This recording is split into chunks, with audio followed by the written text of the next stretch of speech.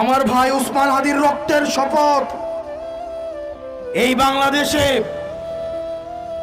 দিল্লির এক্সটেনশন,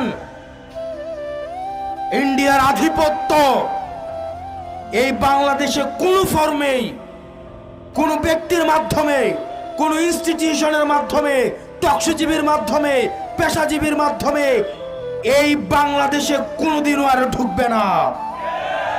আপনি ডানপন্থী, বামপন্থী, মধ্যপন্থী, আপনি যেই পন্থী হন না কেন, আমাদের একটা জায়গায় আমাদের এক হইতে হবে।